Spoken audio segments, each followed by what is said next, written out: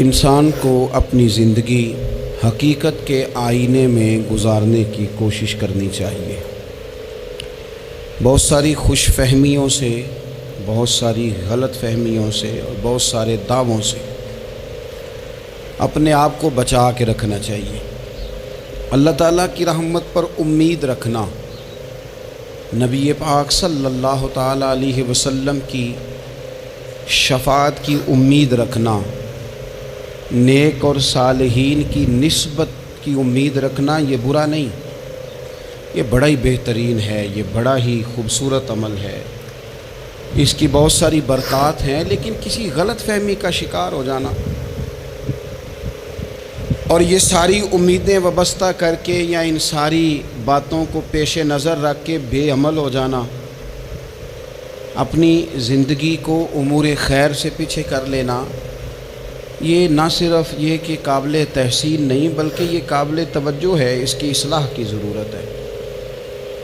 قرآن مجید سورہ بقرہ سے جو آیہ کریمہ میں نے تلاوت کی ہے، اس میں اللہ تبارک و تعالیٰ نے اسی بات کا ذکر اہل یہود کے لیے فرمایا ہے۔ یہودی جگہ جگہ قرآن مجید بتاتا ہے کہ کہیں کہتے تھے کہ ہم اللہ کے بیٹے ہیں، معاذ اللہ، اللہ کے بڑے پیارے ہیں، ہمیں تو تھوڑے دنوں کے لیے عذاب ہوگا، بڑی جلدی ہمیں معاف کر دیا جائے گا۔ وہ بڑی لمبی چوڑی خوش فہمیوں کا اظہار کرتے اور بڑے بڑے دعوے کرتے۔ پھر چلتے چلتے انہوں نے ایک اور دعویٰ کر دیا، کہنے لگے کہ آخرت کا گھر تو صرف ہمارے لیے ہے، جنت میں صرف یہودی جائیں گے اور کوئی نہیں جائے گا۔ اللہ تبارک و تعالیٰ نے ان کے اس دعوے کا ذکر فرمایا ہے۔ یہ دیکھیں دعویٰ کتنا بڑا ہے کہ آخرت کا گھر تو صرف ہمارے لیے، فقط ہمارے لیے۔ مسلمان یہ دعویٰ نہیں کرتے۔ نبی پاک صلی اللہ تعالیٰ علیہ وسلم نے جب اس بات کا اظہار کیا ہے تو اس طرح کیا ہے، فرمایا جنتیوں کی 120 صفیں ہوں گی اور 80 میری امت کی ہوں گی۔ لیکن یہ بھی فرمایا کہ باقی لوگ بھی تو ہوں گے نا، ان کی 40 صفیں ہیں لیکن جنت میں دوسرے پچھلے لوگ بھی موجود ہوں گے۔ یہ دعویٰ نہیں کیا کہ صرف مسلمان جائیں گے، ان سے پہلے جو نبی اور ان کی ایماندار اور نیک امتیں گزری ہیں ان میں سے کوئی جنت میں ہی نہیں جائے گا، یہ نہیں فرمایا۔ لیکن یہ اس طرح کے دعوے بعض لوگ کرتے ہیں اور سنائی دیتے ہیں۔ تو یہودی بھی یہ کہا کرتے تھے کہ جنت تو خالص ہمارے لیے ہے اور کوئی نہیں جائے گا اس میں۔ تو اللہ کریم نے فرمایا کل ان کانت لکم الدار الآخرۃ عند اللہ خالصۃ من دون الناس۔ اے محبوب علیہ السلام، آپ ان سے فرما دیں اہل یہود سے کہ اگر آخرت کا گھر اللہ کے نزدیک باقی سب لوگوں کو چھوڑ کے خالص تمہارے لیے ہی ہے، سب کو چھوڑ کے صرف تمہارے لیے ہے آخرت کا گھر، تو فتمنوا الموت، تو پھر جنت میں تو مر کے جانا ہے نا، لہذا موت کی تمنا تو کرو۔ پھر کہو نا یا اللہ ہمیں موت دے تاکہ وہ جو تو نے ہمارے لیے اتنی بڑی چیز بنائی ہے ہم اس سے استفادہ کر سکیں۔ پھر تم موت کی تمنا کرو ان کنتم صادقین، اگر تم سچے ہو۔ لیکن رب فرماتا ہے وَلَن يَتَمَنَّوْهُ أَبَدًا بِمَا قَدَّمَتْ أَيْدِيهِمْ، یہ کبھی بھی موت کی تمنا نہیں کریں گے، انہیں پتہ ہے جو انہوں نے کمائی کر کے آگے بھیجی ہے۔ یہ موت کی دعوے کریں گے کہ جنت میں صرف ہم ہی جائیں گے، لیکن کبھی بھی موت کی تمنا، یہ کبھی موت کی تمنا نہیں کریں گے، اس لیے کہ انہیں پتہ ہے کہ ہم نے آخرت کے لیے کیا۔ یہ جو بہت سارے لوگ کہتے ہیں نا میری نسبت اور میری بات اور بلے بلے سارا کچھ میں ہی ہوں، تو ان سے کہو پھر سارا پیسہ کوٹھی پہ ہی لگائے جاتے ہو، پھر تو جنت تمہارا انتظار کر رہی ہے، پھر یہاں اتنے خرچے کرنے کی تمہیں کیا مشکل پڑی ہوئی۔ قرآن مجید کہتا ہے یہ کبھی بھی موت کی تمنا نہیں کریں گے، ان کو پتہ ہے جو اعمال انہوں نے کر کے بھیجے ہیں۔ واللہ علیم بالظالمین، اللہ ظالموں کو جانتا ہے، اللہ کو خبر ہے۔ میرے نبی پاک صلی اللہ تعالیٰ علیہ وسلم نے فرمایا اگر یہودی موت کی تمنا کرتے، جب ان سے کہا گیا تھا نا کہ اگر آخرت کا گھر خالص تمہارے لیے ہے تو موت کی تمنا کرو، اگر اس مقام پر وہ موت کی تمنا کرتے تو اسی وقت سارے مر جاتے، ختم ہو جاتا معاملہ۔ اگر تمنا کر لیتے، تمنا ہی نہیں کریں گے، خوش فہمیوں میں مبتلا ہونا، بڑی بڑی باتیں کرنا، بڑے بڑے دعوے کرنا، بڑے بڑے تذکرے کرنا، بڑی بڑی اعلانیہ گفتگو کرنا اور اپنے ہی خیال میں بڑا کچھ بن جانا، یہ سنجیدہ لوگوں کا طریقہ نہیں۔ میں نے کچھ آستانے اپنی آنکھوں سے دیکھیں، وہ کہتے ہیں جناب ہمارے حضرت کی نسبت اور حضرت ساتھ بیٹھے مسکرا رہے ہیں۔ اتنی دیدہ دلیری تو نہیں نہ ہونی چاہیے۔ آپ اپنے سامنے سارا کچھ اپنے آپ کو کہلوا رہے ہیں۔ شیخ ہلکا ہلکا مسکرا رہے ہیں، ان سے پوچھیں تو کہتے ہیں جی میں تو نہیں انہیں کہتا، تو آپ کہتے نہیں تو منع کیوں نہیں کرتے؟ آپ خوش فہمیوں میں، نعت خواں کھڑا ہوا ہے تو اس نے نسبت کی بات شروع کیا تو اللہ جانے وہ کدھر کا کدھر پہنچ گیا ہے۔ میں کہتا ہوں کون انکار کر رہا ہے نسبت کے فیض کا؟ کون منکر ہے؟ یہی تو باعث نجات ہے ہمارے لیے، امیدیں۔ لیکن یہ کہ خوش فہمی میں مبتلا ہو جانا اور اس طرح کے بڑے بڑے دعوے کرنا، اور پھر بہت ساری خوابیں آتی ہیں لوگوں کو اور خوابوں کی بنیادوں پر بڑا کچھ بنتا ہے۔ تو میں کہتا ہوں جناب خواب میں تو میں کہہ دوں آپ سے خواب میں کہ میں رات کا صدر بن گیا ہوں تو آپ کو کوئی اعتراض ہے؟ میں خواب میں بنا ہوں، آپ کو اس میں کیا اختلاف؟ حقیقت کی زندگی میں آئیں۔ حقیقت کی زندگی میں جتنے لوگ نیک ہیں، پرہیزگار ہیں، دعویٰ ہے غلامی کا، دعویٰ ہے نسبت کا، فلانی شے کا، تو پھر بھئی آپ نے اتنا مال کاہے کو جمع کر لیا ہے؟ پھر یہ کاریں، یہ بنگلے، یہ کوٹھیاں، یہ جائیدادیں، یہ جلسوں کی فیسیں، یہ نعتوں کی فیسیں، یہ کس لیے؟ پھر تو آخرت آپ کے لیے سجی ہوئی ہے، سنوری ہوئی ہے، پھر تو آپ اس طرف توجہ کریں۔ حقیقت پسندی کا مزاج جب تک قوموں میں نہیں آتا، قومیں اتنی دیر تک اپنی روحانی، اخلاقی اور کردار کی بلندی نہیں حاصل کر پاتی۔ تو موت کی تمنا، یہاں ایک بات اور سن لیں، شریعت اسلامیہ کے اندر مصیبتوں سے گھبرا کر موت کی تمنا کرنا منع ہے۔ کوئی شخص کسی مشکل میں ہے، بیماری میں ہے، تکلیف میں ہے، دکھ میں ہے، تو موت کی تمنا کرے کہ اس بیماری سے تو مر جاؤں تو اچھا ہے، تو یہ منع ہے اس کے لیے۔ ہمارے ہاں کچھ لوگ لا علمی کی بنیاد پر چھوٹا سا جھگڑا گھر میں ہوا تو کہتے ہیں میں تو اللہ سے دعا کرتا ہوں میں اب مر ہی جاؤں۔ بھائی آپ اتنی سی بات نہیں سہ سکے اور آپ نے اتنی سی بات پر اتنی بڑی بات کر دی کہ میں اب چلا ہی جاؤں، اور یہ جھگڑوں کے اندر عام لوگ کہہ دیتے ہیں، یہ منع ہے۔ نبی پاک صلی اللہ تعالیٰ علیہ وسلم نے اس سے منع فرمایا، بلکہ مسلم شریف میں فرمایا کہ اگر تم نے کبھی دعا کرنی بھی ہو کسی وقت تو ان لفظوں سے کر سکتے ہو کہ یا اللہ جب تک میرا زندہ رہنا میرے حق میں بہتر ہے، مجھے دنیا میں رکھ، اور جب میرا یہاں سے چلے جانا تیری حکمت کا تقاضا ہے اور میرے حق میں بہتر ہے تو پھر مجھے ایمان کے ساتھ لے جا، پھر تو مجھے لے جا۔ تمنا موت کی کرنا اور مصیبتوں سے گھبرا کر کرنا، اور بھئی مشکلات میں جینا تو حسن ہے۔ اصل میں نا جس کی جان تھی نا اس کے نام نہیں نہ لگائی ہم نے کبھی بچوں کے نام لگا دی، کبھی کاروبار کے نام لگا دی، کبھی دوستوں کے نام لگا دی، پھر وہ بے وفا ہوا تو مرنے کو جی چاہا، وہ بے وفا ہوا تو مرنے کو جی چاہا، اس نے تنگ کیا تو مرنے کو جی چاہا۔ النبی اولیٰ بالمؤمنین من انفسہم، اللہ فرماتے ہیں تم نہیں جان کے مالک، میرا نبی تمہاری جانوں کا مالک ہے۔ جان پاوے نہ جان میرے محبوبہ، میں تے لگیاں توڑ نبھیساں، رات تیرے وچ رول کے مرساں، تے قدم نہ پچھاں ہٹیساں، شہر تیرے دے ٹکڑے منگساں، تے تیرے کتیاں دے قدم چمیساں۔ آزم اے جان امانت تیری، تو جدوں منگ سیں میں پیش کرے ساں۔ یہ تو کسی اور کی ہے، ہماری ہے نہیں۔ تو بہت سارے لوگ گھبرا کر ہو بڑی تکلیف آ گئی، بھئی آپ جلدی نہ کریں، بالکل جلدی نہ کریں، آپ حوصلہ پیدا کریں، اور جیا تو جاتا ہی مشکل میں ہے۔ اقبال نے کہا تھا کارِ جہاں دراز ہے اب میرا انتظار کر، یہ زندگی لمبی ہے، یہ مشکلات سے ہو کر کے گزرتی ہے، اس میں مد و جزر رہتا ہے۔ تو شریعت اسلامیہ میں منع ہے موت کی تمنا کرنا، موت کی خواہش کرنا، بلکہ نبی پاک صلی اللہ تعالیٰ علیہ وسلم نے تو یہاں تک ارشاد فرمایا کہ تم موت کی تمنا نہ کرو، اس لیے کہ اگر تم برے ہو اور زندہ ہو تو ہو سکتا ہے زندگی میں اللہ تمہیں توبہ کی توفیق دے دے، اور اگر تم اچھے ہو تو پھر بھی موت کی تمنا نہ کرو، اس لیے کہ اچھے ہو تو تمہاری اچھائی میں روز برکت ہی ہو رہی ہے، لوگوں کو فائدہ ہی ہو رہا ہے، خیر ہی بٹ رہی ہے۔ تمنا موت کی کرنا، اور ویسے بھی نہ ہم اپنی مرضی سے یہاں آئے ہیں اور نہ مرضی سے جانے کی کوشش کرنی چاہیے معاذ اللہ۔ نہ اپنی مرضی آئے ہیں نہ اپنی مرضی سے کوئی مرنے کی کوشش کرے گا تو خودکشی حرام ہے، اور رب رسول کی مرضی سے مرے گا تو وہ شہادت ہے۔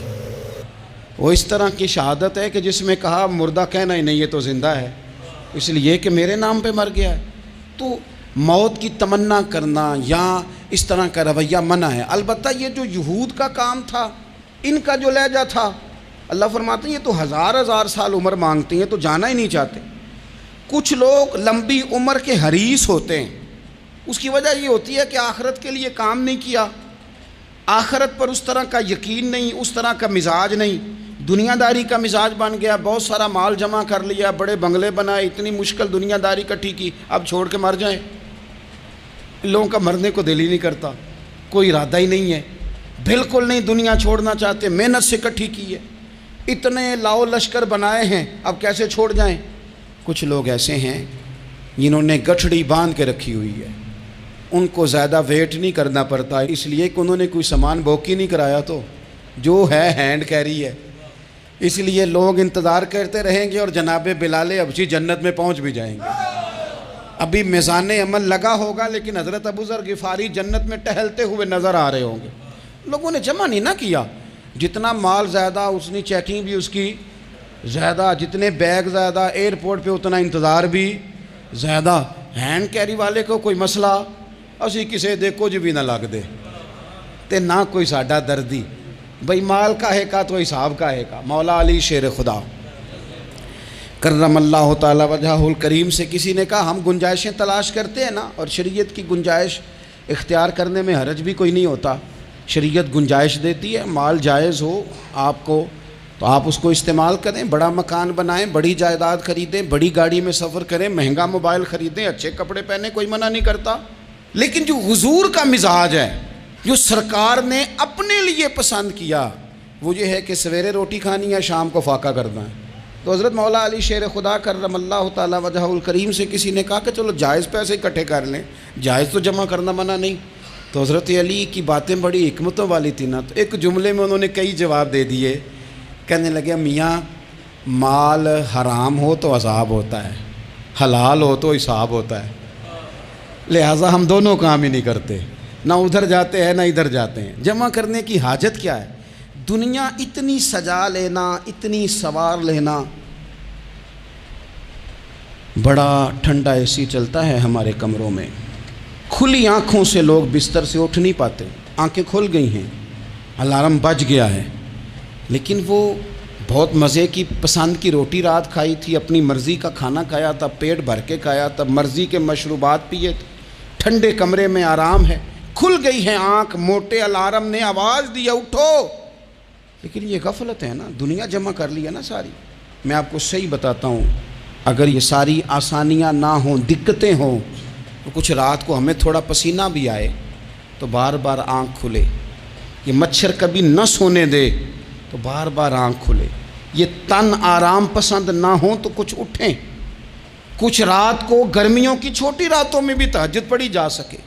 لیکن اقبال کہتے ہیں لہو مجھ کو رلاتی ہے جوانوں کی تن آسانی، یہ تن آسان ہو گئے، مزاج نہیں رہا ہمارا، ہمیں آرام چاہیے، سکون چاہیے۔ آپ یقین کریں کبھی کبھی میں حیران ہوتا ہوں، رونا آتا ہے اپنی اگلی نسل پر، رونا آتا ہے، یعنی بچے مدرسے میں پڑھنے والے، چونکہ وہ اے سی والے گھر سے اٹھ کے آتے ہیں، مدرسے میں پڑھنے والے بچے کہتے ہیں جناب وہ کچھ گرمی زیادہ ہے تو میری کچھ طبیعت برداشت نہیں کرتی، تو میری اماں نے کہا تھا 4 چھٹیاں لے لو، یہ موسم ٹھیک ہو جائے گا تو پھر سے تعلیم ہو جائے گی۔ تو غور سے چہرے دیکھتے ہیں تو ہم کہتے ہیں یار اگر کل کو ہمیں جہاد پہ جانا پڑا تو ہم لوگ جائیں گے، ہم میدانوں میں نکلیں گے، ہم وہ لوگ ہیں جو سختیاں برداشت کریں گے، یہ والے لوگ ہیں جو میدان میں جائیں گے جو 1 منٹ کے لیے اتنی دنیا جمع کر لی، مرنے کو جی نہیں چاہ رہا۔ حضرت شاہ فرید الدین عطار رحمۃ اللہ علیہ کہتے ہیں میں بڑا مہنگا کاروبار کرتا تھا، عطر بیچتا تھا، مہنگا کاروبار ہے نا، عرب شریف کے اندر آپ جائیں تو جہاں سونے والی دکان ہوتی ہے اس کے ساتھ خوشبو والی دکان ہوتی ہے، مکہ مکرمہ میں دیکھ لیں، مسجد نبوی میں دیکھ لیں، مہنگا کاروبار ہے یہ، اور اب میرا بزنس تھا، کاروبار تھا۔ تو آپ فرماتے ہیں کہ ایک دن ایک بزرگ آ گئے، انہوں نے ایک شیشی دیکھی، خوشبو سونگی، دوسری، تیسری، چوتھی، اچھے سیل مین آگے بڑھ کے خود کہتے ہیں آپ کو کیا چاہیے. میں نے بھی کہا بابا جی کیا چاہیے مجھے بتائیں, کیا دیکھ رہے ہیں؟ تو بابا جی بڑے دھیمے ٹھنڈے اور حوصلے والے لہجے میں کہنے لگے, پتر دیکھ رہا ہوں تیری جان بڑی مشکل سے نکلے گی. تو میں نے کہا وہ کیوں؟ کہنے لگے اتنی مہنگا مہنگا تو نے مال جمع کیا ہے, کبھی مرنے لگے گا تو یہ یاد آئے گا, کبھی وہ یاد آئے گا, کبھی سادہ کر لیں اس کو سادہ کر لیں, کبھی اس سوسائٹی والا پلاٹ یاد آئے گا, کبھی ادھر والا یاد آئے گا, کبھی لاہور والا یاد آئے گا. کہاں مرنے کو جی چاہتا ہے. اور پھر ایک اور دھوکہ ہے, میں بچوں کے لیے کر رہا ہوں. بچوں کے نام تو ایک دھیلا بھی نہیں, وہ تو سارا آپ کے اپنے نام ہے. ایسے ہی بہانہ بنائے ہوئے بچوں, کس بچے کے نام؟ بچے نے تو 50 دفعہ کہا ہے کہ وہ ایک دکان بیچ دو, میں نے کام کرنا ہے. تو ابا کہتا مراں گا تو تاں بکے گی. کہاں بچوں کے لیے؟ کون کہتا ہے بچوں کے لیے؟ یہ تو خواہشات ہیں جن پر ہمارا اپنا قبضہ ہے, ہر کنجی تو ہماری جیب میں. کون کہہ رہا ہے؟ وہ تو کبھی جا کے ملے گا ان کو جب موقع آئے گا. تو کہا یہ اتنا مال جمع کیا ہے, تم پتر تیری جان تو مشکل سے نکلے گی. تو کہتے ہیں میں دنیا دار تھا, دنیا دار کو نصیحت کریں تو وہ غصہ کرتا ہے, طنز کرتا ہے. کہتے ہیں مجھے غصہ آیا تو میں نے جھٹ سے کہا, لوگ کہتے نہیں تم اپنی قبریں جانا ہے تو میں اپنی, کہتے میں نے جھٹ سے کہا, میں نے کہا بابا میری جان تو مشکل سے نکلے گی تو تیری کیسے نکلے گی؟ تو کہتے ہیں بابا جی کہنے لگے پتر ادھر آ نا ذرا. تو میں کاؤنٹر کے اوپر سے ہو کے بابا جی کے پاس آیا. وہ میری دکان کے فرش پہ لیٹے, کعبے کو منہ کیا, کلمہ پڑھا اور ان کی روح پرواز کر گئی. عرش فرشتے بانگاں ملیاں, مکے پہ گیا شور, بلے شاہ اسی نہیں ہوں مرنا, اے تے مر گیا ہی کوئی ہور, نالے وارث شاہ وہ کدوں مر دے جنہ کیتیاں نیک کمائیاں نے. کہا یہ دیکھ لو مر گئے, بس اتنی کام تھا, تیاری ہے. امام غزالی کا آخری وقت تھا نا, تو انہوں نے وضو کیا, غسل کیا, خوشبو لگائی, اپنے ہاتھوں سے چادر بچھائی, پھر تکیہ رکھا, پھر لیٹے, پھر حضور پہ درود پڑھا, اور پھر کہنے لگے رب اگر تیری مرضی ہے تو غزالی بھی تیرا تیار ہے. بس یہ جملے زبان پہ تھے اور روح پرواز کر گئی. موت کو سمجھے ہیں غافل اختتام زندگی, یہ ہے شام زندگی, پھر صبح دوام زندگی. عزیز بھائیو, ہم نے نا بڑی آسائشیں جمع کر لی, بڑا کچھ اپنی عقل کے زور پر ہم نے اکٹھا کر لیا. نہیں ہمارا پروگرام. کسی سے پوچھ لیں صحت کیسی ہے, تو عمر اگر اس کی بڑی اوپر بھی چلی جا رہی ہو, اب تو خیر سالگرہ میں آنے کا رواج ہر جگہ آ گیا ہے, ہم سے بھی لوگ پوچھتے ہیں کہ آپ بتائیں آپ کس تاریخ کو پیدا ہوئے تھے, تو میں کہتا ہوں کوئی کارنامہ سر انجام دے لینے دو, پھر بتا دیں گے. ابھی تو کچھ کر نہیں سکے, کچھ بتائیں گے تو کچھ دن بھی منا لیں گے, ابھی تو لگتا ہے کہ بڑا وقت ضائع ہو گیا ہم سے. تو عزیز بھائی کوئی نہیں کہتا کہ اب ٹائم آ گیا ہے, شوگر ہو گئی ہے, بلڈ پریشر ہو گیا ہے, طبیعت خراب رہتی ہے, فلانا مسئلہ ہو گیا ہے. تو تمنا موت اور موت کا ڈر اور نہ مرنے کا ارادہ اور دنیا سے دل کو لگا کے رکھنا اور ہر وقت جینے کی خواہش پیدا کرنا اور ہر وقت حال میں مزید کی دوڑ میں رہنا, وہ لوگ اس لیے تیار رہتے تھے, دعائیں مانگتے تھے شہادت کی, کہ انہوں نے نا دنیا بنائی نہیں تھی. حضرت عمر نے تو دوسرا کرتا نہیں پہنا ساری زندگی, وہ جو مکان آ رہا تھا وہی چل رہا تھا, وہ تو تھوڑے پہ قرضہ تھا ان پہ, لیکن ہر نماز کے بعد صحیح بخاری میں موجود ہے وہ دعا مانگتے تھے, اللہم ارزقنی شہادتاً فی سبیلک, یا اللہ ایسا نہ ہو میں تب بھی موت چلا جاؤں, مجھے اپنے رستے میں شہادت کی موت دینا. ہر نماز کے بعد دعا مانگی جا رہی, لیکن شہادت والی موت کی نہیں, شہادت والی موت. اللہم ارزقنی شہادتاً فی سبیلک. اور مالک مدینہ چھوڑنے کو دل نہیں کرتا, یا اللہ شہادت کی موت دینا, اور دینا بھی اپنے نبی کے شہر کے اندر, یہیں رہوں, یہیں میرا مدفن بنے. اللہ نے انہیں موقع دیا. آپ دیکھیں نا ان لوگوں کا دل کرتا تھا. حضرت خالد بن ولید رضی اللہ تعالیٰ عنہ ساری زندگی میدان میں گزاری, پورے جسم میں 1 انچ جگہ باقی نہیں تھی جہاں زخم نہ ہو, ساری زندگی میدان میں رہے, لیکن آخری وقت روتے تھے, فرماتے تھے اس کی بے نیازی دیکھو, میں شہادت کے لیے میدان میں رہا لیکن شہادت میرا مقدر ہی نہیں تھی. اور پھر آخری وقت بھی فرمایا میرا گھوڑا, میرے کپڑے, میری زرہ, میری تلوار یہ کسی مجاہد کو دے دینا, چلو میں اب جہاد میں نہیں ہوں تو میرا سامان تو جہاد میں رہے, کسی مجاہد کو دینا. ان لوگوں نے جتنی محنت کی نا مرنے کے بعد کے لیے کی، مرنے کے بعد کے لیے زندگی کا جو دوسرا پل ہے اس کے لیے کوشش کی، وہاں انہوں نے صدقات جمع کرائے، خیرات جمع کرائے، عبادات جمع کرائیں، حسن اخلاق جمع کرایا، اچھا سلوک جمع کرایا، انہوں نے آخرت کے بینک میں ڈھیروں مال جمع کرایا، وہاں ان کے مکان بک ہوئے، جنت میں ان کے نام کی بڑی بڑی جگہیں اللہ تبارک و تعالیٰ کے فضل سے طے کی گئیں، تو پھر انہیں وہاں جانے میں کوئی دشواری بھی نہیں تھی، انہیں کوئی مشکل نہیں تھی، وہ تیار تھے۔ لیکن چونکہ ساری محنت ہی دنیا کے لیے ہے، وہ جو خاص ایک آخرت پر مسلمان کا ایمان اور یقین اور تیقن تھا، اس طرف ہمارا مزاج نہیں۔ آپ دیکھیے حضرت ملک الموت اسرائیل علیہ السلام نا حضرت ابراہیم علیہ السلام کی روح قبض کرنے کے لیے حاضر ہوئے، تو کہا جناب چلیے آپ کی روح لینے آیا ہوں۔ تو حضرت ابراہیم علیہ السلام فرمانے لگے اسرائیل، یہ قاضی ثناء اللہ صاحب پانی پتی رحمۃ اللہ علیہ نے اس کو تفسیر مظہری میں لکھا ہے، حضرت ابراہیم خلیل اللہ علیہ السلام فرمانے لگے اسرائیل کیا کوئی خلیل بھی اپنے خلیل کی روح قبض کرتا ہے؟ وَاتَّخَذَ اللَّهُ ابراہیم خلیلا، اللہ نے تو مجھے دوست بنایا، دوست ہو کے دوست کی روح قبض کرنے جا رہا ہے۔ حضرت اسرائیل نے ارادہ چھوڑا اور حضرت ابراہیم کا وہ جملہ لے کے رب کی بارگاہ میں حاضر ہوئے، عرض کی مالک جناب ابراہیم علیہ السلام نے فرمایا ہے کہ اللہ کی بارگاہ میں عرض کرو کہ مالک کیا کوئی خلیل بھی اپنے خلیل کی روح قبض کرتا ہے؟ تو رب کریم نے فرمایا اب میرا بھی پیغام جا کے جناب ابراہیم کو دے دو، ان سے جا کے کہو رب فرماتا ہے کیا کوئی خلیل بھی اپنے خلیل کی ملاقات کو ناپسند کرتا ہے؟ آپ کو تو ملنے کو بلا رہے ہیں، موت تو ایک پل ہے، یہاں سے گزریں گے تو جا کے محبوب سے ملیں گے، تو کیا کوئی خلیل بھی ناپسند کرتا ہے کہ وہ اپنے خلیل سے ملاقات نہ کرے؟ حضرت سیدنا اسرائیل علیہ السلام پیغام لے کے آئے اور کہا ہے اللہ کے خلیل رب فرماتا ہے کیا خلیل بھی خلیل کی ملاقات کو تو حضرت ابراہیم تو کھول کے روئے، کہنے لگے اب دیر نہ کر، اب ذرا جلدی کر، اب ذرا جلدی لے جا۔ اور میرے نبی پاک صلی اللہ علیہ وسلم نے فرمایا، سیاستہ میں حدیث ہے، فرمایا تم میں سے جو رب سے ملنے کو پسند کرتا ہے نا، جو اللہ سے ملنے کا شوق رکھتا ہے نا، اللہ بھی اس کی ملاقات کو پسند فرماتا ہے۔ تم میں سے جو رب سے ملنے کا شوق رکھتا ہے، اقبال کیا کہتے ہیں؟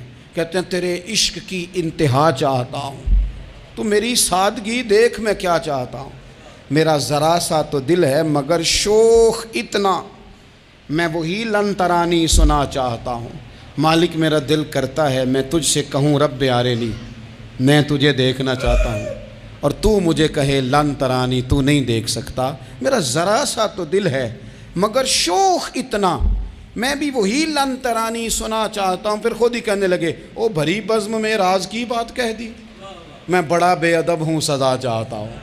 یہ تو سب کو بتانے والی بات ہی نہیں تھی جو میں نے بتا دی، بھری بزم میں راز کی بات کہہ، بڑا بے ادب ہوں سزا چاہتا ہوں۔ نبی کریم علیہ السلام نے فرمایا تم میں سے جو رب کی ملاقات کا شوق رکھتا ہے نا، اللہ بھی اس کی ملاقات کو پسند فرماتا ہے۔ اور فرمایا تم میں سے جس کا رب سے ملنے کا شوق نہیں نا، اللہ بھی اس کی ملاقات کو پسند نہیں فرماتا۔ یہ سیاستہ میں حدیث ہے۔ ایک دفعہ غور کر نہ لیں، فلاں سے ملنے کو بھی جی چاہتا ہے، فلاں علاقہ دیکھنے کو بھی جی چاہتا ہے، فلاں کی ملاقات کو بھی جی چاہتا ہے، کبھی اس کو ملنے کو بھی جی چاہتا ہے جس نے بنایا ہے سارا کچھ، کبھی اس کی صحابہ تو تڑپ کے حضور کی بارگاہ میں آئے تھے نا، وَإِذَا سَأَلَكَ عِبَادِي عَنِّي فَإِنِّي قَرِيبٌ، تڑپ کے کہا تھا یا رسول اللہ صلی اللہ علیہ وسلم سالوں بیت گئے، سجدے کرتے، عبادت کرتے، روزہ رکھتے، حج کرتے، زکوٰۃ دیتے، اب دل کرتا ہے کبھی وہ ملے، کبھی اسے دیکھیں، کبھی یہ حقیقت منتظر نظر آنا لباس مجاز میں، لاکھوں سجدے تڑپ رہے ہیں میری جبین نیاز میں، دل کرتا ہے ملنے کو۔ تو جب صحابہ نے آ کے حضور کی بارگاہ میں یہ عرض کی نا یا رسول اللہ رب سے ملنے کو جی چاہتا ہے، تو اللہ نے فرمایا وَإِذَا سَأَلَكَ عِبَادِي عَنِّي فَإِنِّي قَرِيبٌ، اے محبوب جب میرے بندے آپ کے پاس آ کے میرے بارے میں سوال کریں تو ان سے فرما دو میں تو ان کے قریب ہی ہوں، جب بھی دعا مانگیں گے میں ان کی دعاؤں کو قبول فرماؤں گا، میں قریب ہوں ان کے۔ اپنے دل کے اندر شوق ہو، اللہ رسول کی طرف بڑھنے کا شوق ہو، مسلمان موت سے نہیں ڈرتا، لیکن صحیح بخاری اور صحیح مسلم میں حدیث ہے، نبی پاک علیہ الصلوۃ والسلام نے فرمایا آج ایک مسلمان 1000 کافر کو آگے لگا لیتا ہے اور کافر بھاگ جاتا ہے، ایک وقت آئے گا ایک کافر ہوگا اور 1000 مسلمان کو بھگا ڈالے گا۔ یا رسول اللہ کیوں؟ ہمارے پاس اسلحہ نہیں ہوگا، ہمیں لڑنے کا سلیقہ نہیں آئے گا؟ تو نبی پاک علیہ السلام نے فرمایا یہ مسئلہ نہیں، تمہیں وہن ہو جائے گا، وہن۔ یا رسول اللہ یہ وہن کیا ہوتا ہے؟ تو حضور نے فرمایا تمہیں نا زندگی سے پیار ہو جائے گا، تمہیں مرنا برا لگے گا، کراہت آئے گی مرنے سے، تم مرنا نہیں چاہو گے۔ تو جب کسی کو زندگی سے پیار ہو جائے تو پھر وہ بھاگتا ہے، پھر وہ ہر بندے کی ہر بات مانتا ہے چونکہ وہ جینا چاہتا ہے۔ اور کچھ لوگ ایسے ہوتے ہیں، وہ جب بدر میں مسلمان پہنچے نا تو جاسوس بھیجا ابو جہل نے، کہا جاؤ پتہ کر کے آؤ لوگ کتنے ہیں اور ان میں جوان کتنے ہیں، بوڑھے کتنے ہیں اور اسلحہ کتنا ہے۔ جاسوسی اس دور میں بڑی آسان تھی، کوئی مخصوص وردی تو فوجیوں کی ہوتی نہیں تھی۔ تو وہ شخص آ گیا، مسلمانوں کو دیکھ کر واپس گیا تو جا کے اس نے بدر کے دن ابو جہل سے کہا کہ وہ 313 ہیں اور ان میں بچے بھی ہیں، بوڑھے بھی ہیں اور اسلحہ بھی زیادہ نہیں، اور گھوڑے اور اونٹ اور سواریاں بھی تھوڑی ہیں۔ تو ابو جہل بڑا ہنسا اور معاذ اللہ کہنے لگا کیا ان نے ہم سے لڑنا ہے، تھوڑے سے تو لوگ آئیں، اس طرح کرو صبح نا انہیں پشتوں پہ باندھ کے نا گھوڑوں کی تو مکے لے چلتے ہیں، وہاں جا کے دیکھیں گے ان کے ساتھ کیا کرنا ہے۔ تو وہ جاسوس کہنے لگا پوری بات تو سن لے۔ اس نے کہا پوری بات کیا ہے؟ کہنے لگا آئے 313 ہیں پر گھر واپس جانے کا کسی کا بھی ارادہ نہیں، وہ کشتیاں جلا کے آئے ہیں، میں رات وہاں گزار کے آیا ہوں، میں نے بوڑھوں کو بھی شہادت مانگتے دیکھا ہے، میں نے بچوں کو بھی شہادت مانگتے دیکھا ہے، میں نے ایک ایک کے سینے میں مر مٹنے کا جذبہ دیکھا ہے، وہ جینے کی امنگ لے کے نہیں آئے، ہتھیلی پہ رکھ کے آئے ہیں جان، اور ایک ایک شخص شہید ہو کے جانا چاہتا ہے، اور وہ ایک دوسرے کے پیچھے چھپیں گے نہیں۔ یہ جو موت ہے نا، موت یہ تو ایک پل ہے، اس سے گزریں گے، اللہ رسول کے حضور جائیں گے، جنت کی نعمتیں، خدا کی تیار کی ہوئی رحمتیں مسلمان کا آگے بڑھ کے استقبال کریں گے۔ حضرت عمار بن یاسر رضی اللہ تعالیٰ عنہ کو زخم لگ رہا ہے میدان جہاد میں، اور تیز زخم لگ رہا ہے، سخت تکلیف میں۔ تو ایک شخص نے آ کے پوچھا کیا حال ہے؟ تو آپ فرمانے لگے حال کیا ہونا ہے، تھوڑا سا ٹائم رہ گیا ہے۔ تو بندہ پریشان ہو گیا، اس نے کہا کس بات میں؟ فرمانے لگے تھوڑا سا ٹائم رہ گیا ہے، بس میں نبی پاک سے ملنے والا ہوں اور حضور کے صحابہ سے ملنے والا ہوں۔ حضرت عمار بن یاسر رضی اللہ تعالیٰ عنہ کہنے لگے تھوڑا سا ٹائم رہ گیا، تھوڑا سا مرنا مرنا ہر کوئی آکھے تے میں بھی آکھاں مرنا، تے جس مرنے تھی خوشبو نہ آوے او مرنا کی مرنا، تے جس مرنے وچ سونا راضی اس مرنے تو کی ڈرنا۔